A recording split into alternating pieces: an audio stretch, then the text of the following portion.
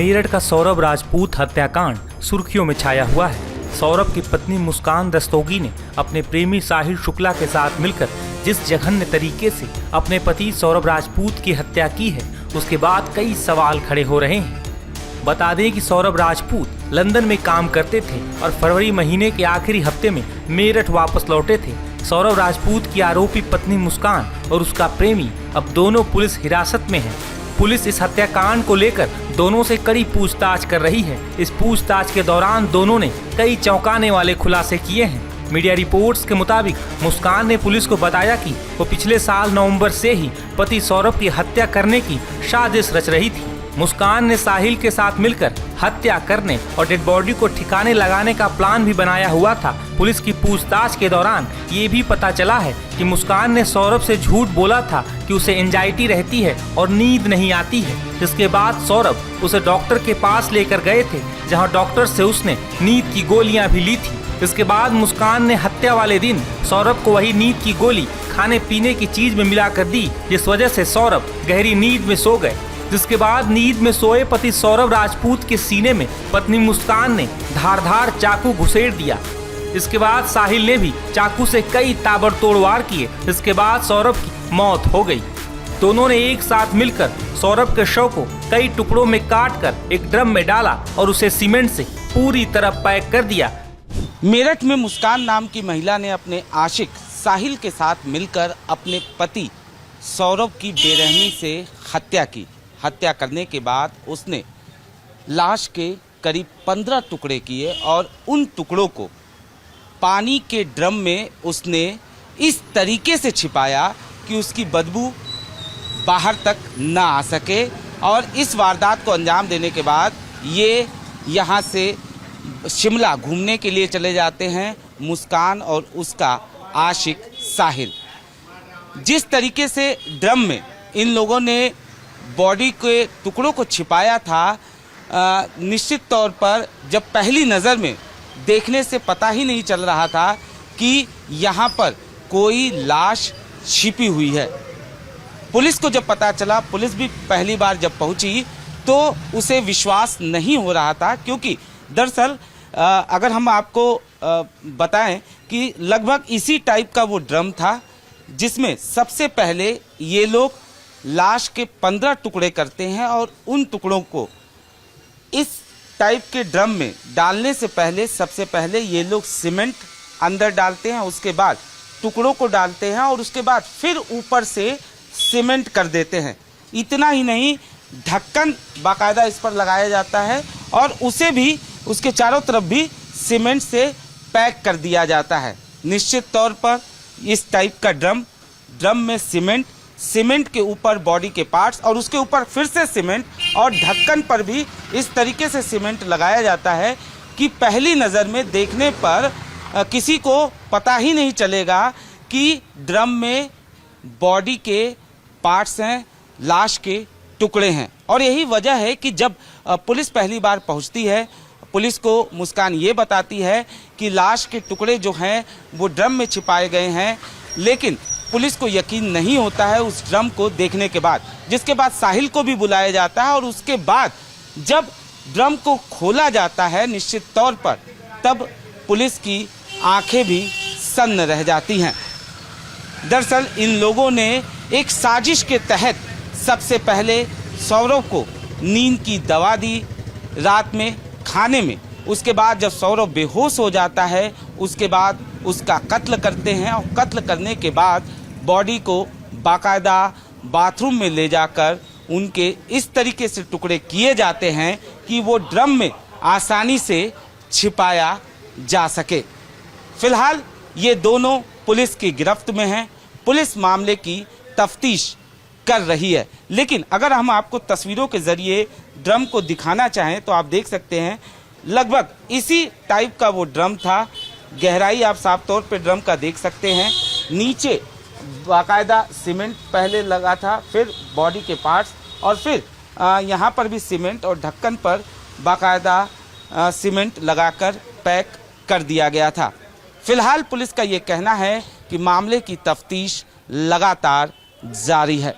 बता दें कि जैसे ही मुस्कान ने अपने माता पिता के सामने अपने पति सौरभ राजपूत की हत्या की बात कबूली, उसके ठीक बाद उसके माता पिता ने खुद ही पुलिस को सूचना दी। मुस्कान की मां तो खुद अपनी आरोपी बेटी के लिए कड़ी सजा की मांग कर रही हैं। कविता जी, ये जो एक जघन्य हत्याकांड हुआ है, इसके बारे में आपको कैसे पता चला और आप कैसे थाने लेकर के पहुंची और अब आप क्या चाहती हैं? जस्टिस चाहती हूँ मैं, मेरी बेटी है, मैं मानती हूँ, लेकिन ऐसी बेटी नहीं चाहिए मेरे को। क्या दुनिया में किसी को नहीं चाहिए। 17 तारीख की रात को ये घूम के वापस आए हैं। हमें यही पता था कि वो मेरे शुभी और मुस्कान गए हुए हैं, दोनों घूमने। मुस्कान और उसके हस्बैंड दोनों घूमने गए हुए हैं। 17 तारीख को ये लौटे हैं रात को।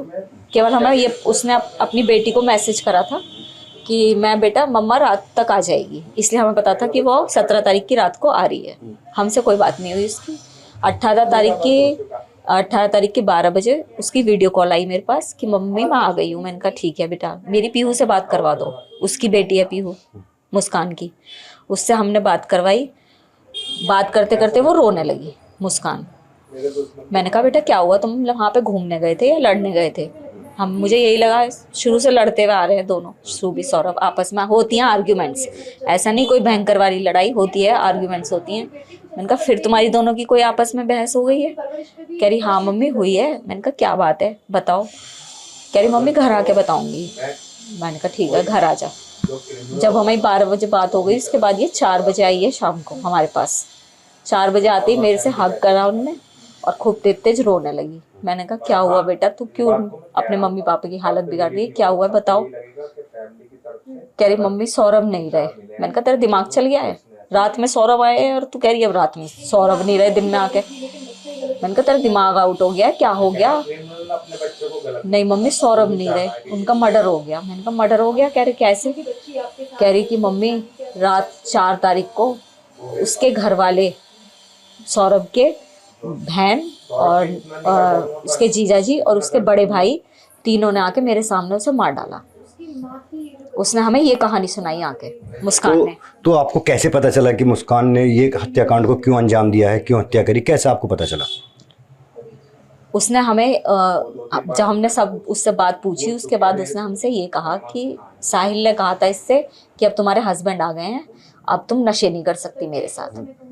हमें ये भी बात उसने कल बताई है कि मम्मी मुझे 2 साल से नशे की आदत हो गई है बहुत ज़्यादा, मैं सबके बिना रह सकती हूँ, मैं नशे के बिना नहीं रह सकती। आखिर वो कौन सा नशा था जिस नशे को वो कर रही थी? वो नशे की आदत उसको कैसे पड़ी? उस टाइम वो भी कल बहुत हालत ख़राब थी उसकी। उसने नाम वाम तो नहीं बताई, वो करी कि इंजेक्शन लेती थी, कुछ सिगरेट में पाउडर वाउडर लेती थी। हमें इस चीज़ की नॉलेज नहीं है, लेकिन कह रही थी मुझे साहिल ला के देता था और वो करवाता था वो सारे नशे। तो ये जो साहिल है कि नशे का कारोबार करता था, क्या करता था, मतलब किस तरीके से? कारोबार वगैरह देखिए हम उस लड़के की डिटेल कुछ नहीं जानते। आजकल के बच्चे आप भी जानते हैं, आपके भी होंगे, कि व्हाट्सएप पे लगे रहते हैं, मोबाइल सोशल मीडिया पे लगे रहते हैं।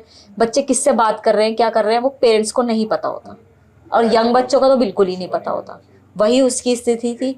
लेकिन सौरभ को भी ये बात पता थी कि साहिल उसका फ्रेंड है, उसके वो टच में है, बात करते थे, और ये बात उसके फ्रेंड्स भी जानते थे। लंदन में बैठे हुए उन्होंने उस शुभी पे पूरे नज़र छोड़ रखी थी। मतलब सौरभ के जो सारे फ्रेंड्स थे उस पर नज़र रखते थे, इसलिए वो घर में से नहीं निकलती थी केवल पीहू को ट्यूशन छोड़ने के लिए या कभी मेडिकल स्टोर पे जाना है। जैसे आपको पता चला, उसने कबूल लिया कि उसने हत्या की है अपने पति की, तो आपने इस घटना को छुपाने की कोशिश करी या पुलिस के पास क्यों लेकर गए? क्या आपके दिल में था? हमें सौरभ की आ रही थी, उनने उसके साथ बहुत बुरा करा। हमें उसकी तस्वीर घूमने आ रही थी, उनने हमारी बहुत रेस्पेक्ट करी, उसके प्यार की उनने कोई वैल्यू नहीं रखी, कोई वैल्यू नहीं रखी। ब्लाइंड लव करता था वो, मतलब पैर धो के पीने लायक लड़का था वो। अपने पेरेंट्स को छोड़ा, अपने करोड़ों की प्रॉपर्टी छोड़ी, उसकी मम्मी पापा ने उसे बेदखल कर दिया उस बच्चे के लिए। तूने ऐसा काम करा जिसने तेरे लिए, मतलब पागलों की तरह पागल था वो।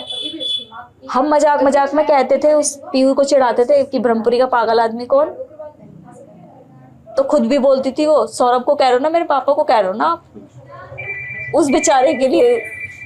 अब आप क्या चाहती हैं इसके अंदर? जैसे खुलासा भी हो गया, आपकी बेटी पकड़ी भी गई, उसका जो प्रेमी था वो भी पकड़ा गया, अब आप क्या चाहती हैं? फांसी होनी चाहिए, दोनों को फांसी। दोनों को फांसी होनी चाहिए। कोई उम्र कैद नहीं, कोई नहीं, फांसी होनी चाहिए, जिससे आने वाले बच्चों को भी पता चले कि क्या होता है, पेरेंट्स गलत का साथ नहीं देते।